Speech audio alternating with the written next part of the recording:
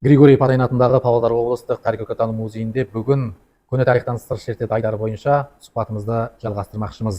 Құрметті тыңдармандар, бүгін бізде қонақта Торайғыр университеті Қазақстан тарих кафедрасының қауымдастырылған профессоры Рахимов Мәди Ильялова бізде қонақта.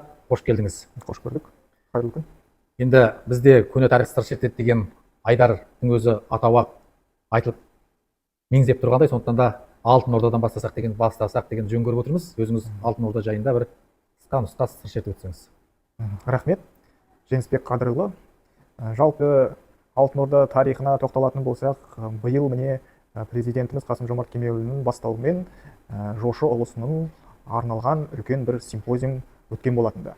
Біз жалпы сол кезде президентіміз жақсы айтып өтті. Біз жошы ұлысының тікелей мұрагері болып табыламыз деп. Шынымен де жошы ұлысы осы Қазақстан аумағын қамтыған ірі мемлекеттердің бірі болған болатында. Негізінен жошы ұлысы деп атаған жөн секілді. Себебі Алтын Орда деген атау кезінен ол Ресей жылнамаларында берілген атаулардың бірі болатын. Бұл кейіннен мына Меңгү Темірдің кезінен бастау алады жалпы.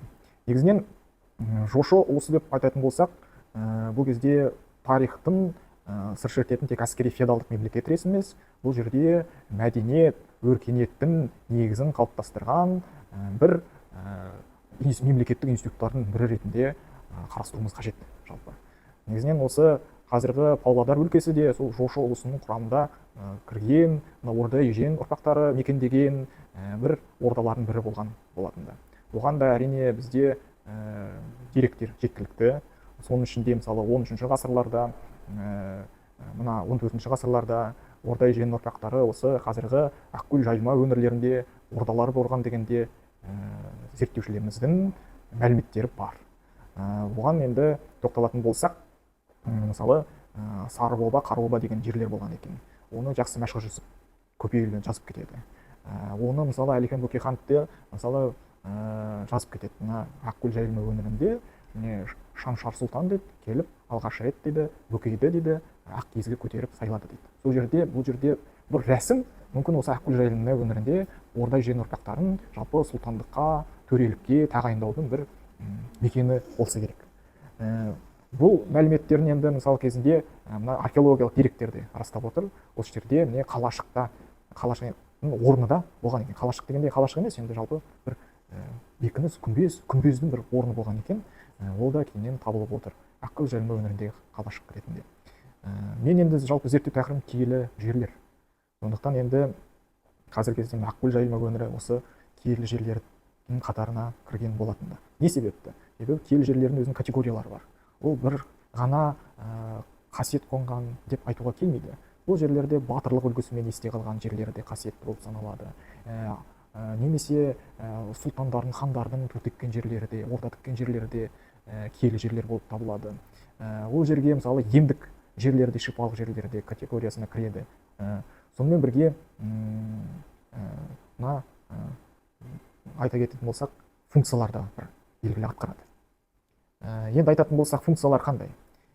Жалпы бірнеше функциялар бар киелі жерлерін атқаратын. Бұл ең алдымен қорғау функциясы. Киелі жерлерге не себепті барады? Бұл жерде анау ата бабасының аруағы бізді қорғайды деген мақсатпен барады. Мысалы, сонымен бірге өзінің жерді жаңағы растау үшін де, мысалы, заңдық тұрғыда, құқықтық тұрғыда осы жерлерде ата бабамыз мекендеді деген мақсатпен растау үшін де қолданады. Сонымен бірге енді емдік шипалықтар функцияны атқарады. Адамдар неге барады? Бір ем іздеп барады, сондай мақсатпен барады. Үшінші, бұл жерде біріктіруші функцияны атқарады. Адамдар бұл жерге бас қосады, жиналады, пікір алмасады, сондай функцияларды атқарады. Сонымен қатар медиаторлық функцияларды атқарады. Енді айта берсем, функциясы 6-7 функцияны негізіне атқарып кетеді. Соның ішінде мысалы айтатын болсақ, мына киелі жерлердің бір несі, атқаратын функциялардың бірі, мысалы территорияны белгілеу мақсатында, шекараны белгілеу мақсатында.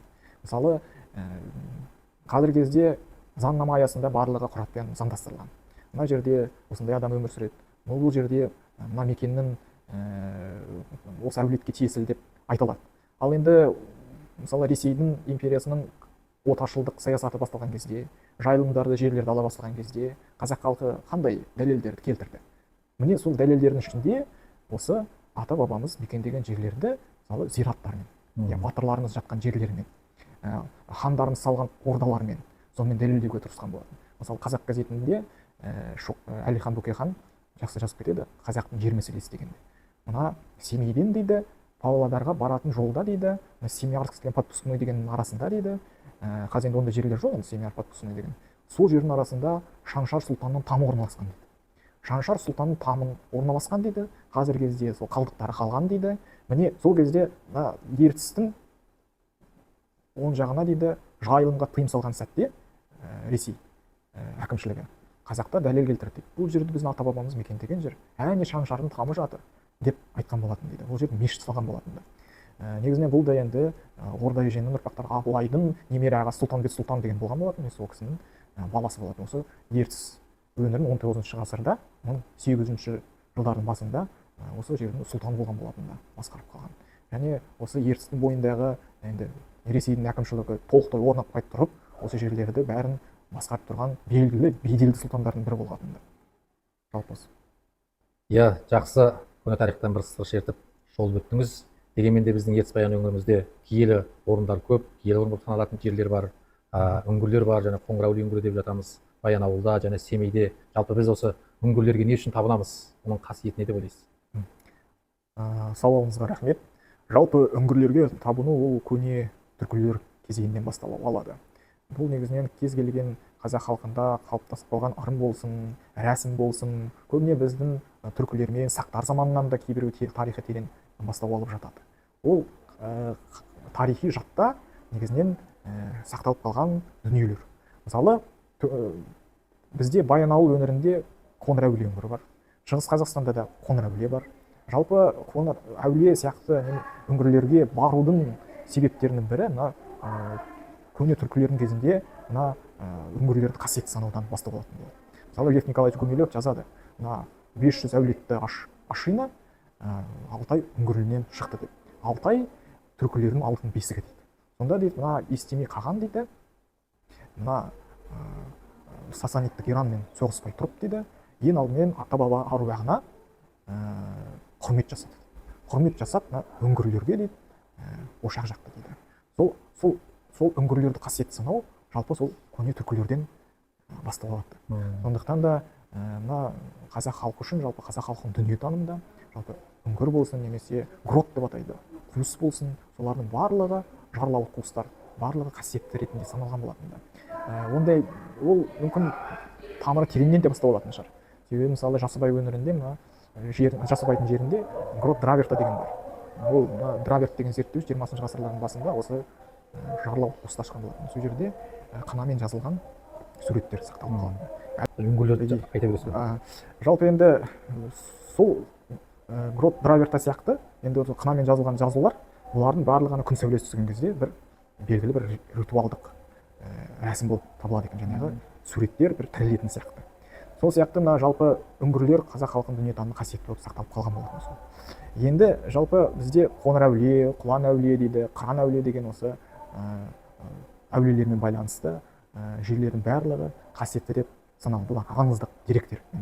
Осылардың барлығы Нұқпағай барлардың балалары дейді. Осы Құлан, Қыран, Қоңырәулие осы Баянауылға келіп тоқтап, осы жерге қонып қалған болатын деп аңыз бар. Негізінен аңыздың түбінде де бір ақиқаттар бар жалпы. Сондықтан да кез келген аңыздың түбін енді зерттесе, бір шындық міндетті түрде шығып жатады. Ол енді жайлы енді көптеген этнограф, тарихшы ғалымдар жазып кетті. Соның ішінде мысалы Серік Қондыбай деген тарихшы ағамыз да жазып кеткен болатын да.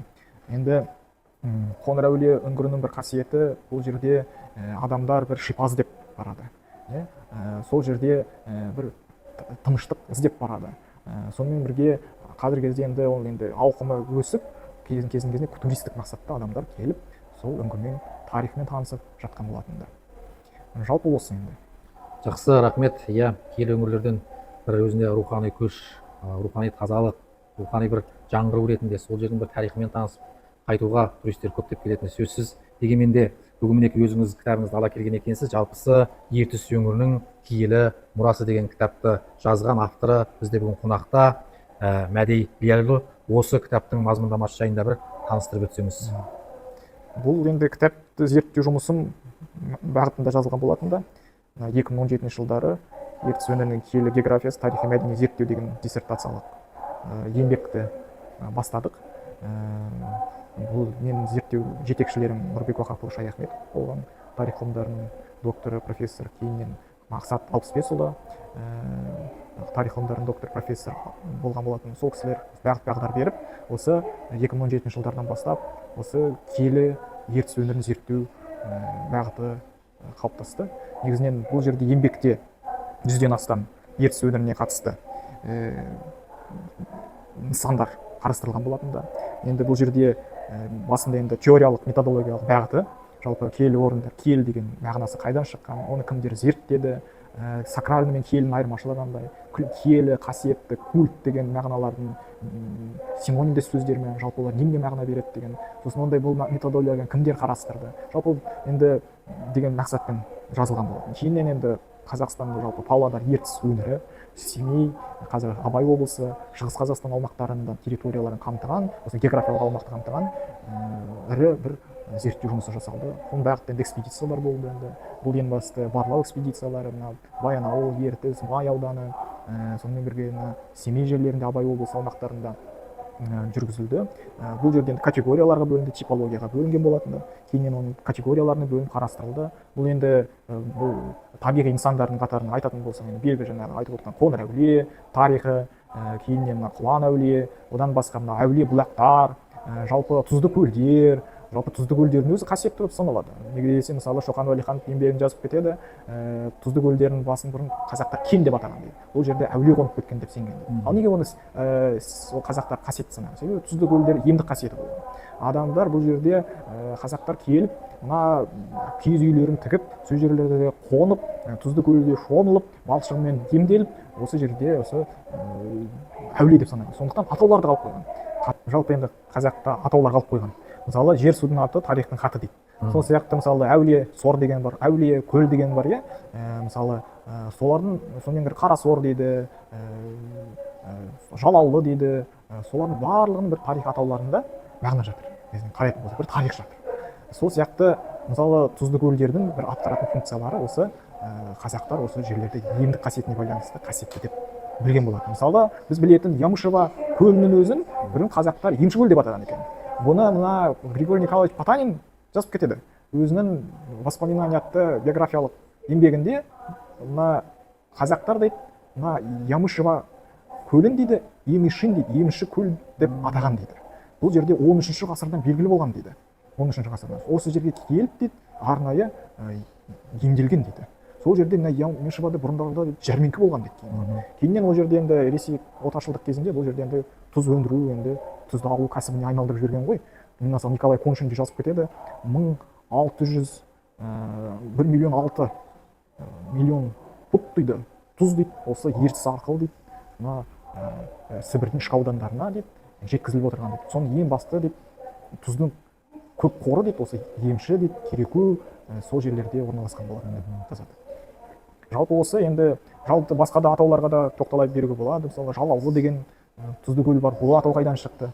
Оны мысалы біздің өлкетанушы Мүбәрак Жаманғалин деген жазып кеткен болатын. Әйгілі аудан Ертісін, Түгел батыр және оның ұрпақтары деген. Жалпы Жалаулы деген мына жоңғар шапқыншылығы кезінде дейді, Түгел, Жазы дейді, Қошқарбай батыр дейді, бірігіп осы жерде жалау тіккен, ту тіккен дейді. Осы жердің ертістің бойынан дейді, мына жоңғарларды дейді, ығыстырған дейді. Ол шынымен де тарихи факт негізінен. Негізінен мен бұны арнайы зерттедім. Себебі Қошқарбай батыр туралы архивтің мәліметтері шықты. Қошқарбай батыр Қыпшақтан шыққан дейді, мына Орынбор архивінде сақталған екен. Сонымен омбы архивінде сақталған екен бірінші және үшінші фондтар. Енді омбы канцеляриясының тарихы деген фондтар бар, ірі қорлар. Сонда Қошқарбай батыр туралы еңбектер жазылып кетеді. Осы батырлар сонымен бірге Әлихан Бөкейхановты жазып кетеді. Памятный книжка Семипалатинский область дегенде Қонай дейді, Қошқарбай батырдың баласы туралы жазып беріп, Қошқарбай батырдың шынымен тарихи тұлға болған, мына ертістің бойынан дейді, опқа дейін дейді, жоңғарларды қуған екен. Яғни осы батырлар жалпы енді одан да көп басқа батырлар болған ғой. Сол барлығы бірігіп, мына ертістің бойынан жоңғарларды ығыстырып шығарған екен. Негізінен ол тарихи атаулардың да мағынасы тереңде. Біз білетін Жасыбай көлдің атауы қайдан шыққанын жақсы білеміз. Қалмақ қырған деген атауы қайдан шыққанын білеміз. Бұлар да қасиетті жерлер. Мысалы айтатын кеткенде қалмақ қырған деген ол шешу шайқастардың бірі болған жер болатын. 50 мың қалмақты Олжабай Толыбайұлы бастаған батырлар жеңіп, қойша еріп дейді, башқұрт жүсіп жасады, қойша еріп осы ертіс бойын азат еткен болатын. Енді ана Семей жағына қарай ығыстырған болатын. Ол жерде Көкжал Бара және Шынқожа батырлар бірігіп жаңағы Шаған шайқасы дейді, осыларды ары қарай ығыстырған болатын. Бұл үлкен зерттелмеген, жалпы зерттелмеген тарихи оқиғалар болып табылады. Жақсы, Мәдиелі Ильяұлы, бүгінгі біздің көне тарих сыр шертеді айдарымызға келіп, алтын уақытыңызды бөлгеніңізге көп рахмет айтамыз. Жалпы енді біздің уақытымыз шектеулі, тарихты бір мөлшерде 1 сағат, 1 жарты сағат сыйғызып жіберу мүмкін емес. Сондықтан да болашақта сізбен тағы да жүздесіп сыр шертісетін боламыз. Сізге шығармашылық табыс тілейміз. Әрқашанда биіктен көріне беріңіз. Құрметті тыңдармандар, бүгін біздің көне тарих сыр шертеді айдары осыменен тәмам. Келесі кездескенше сау, саламатта болыңыздар.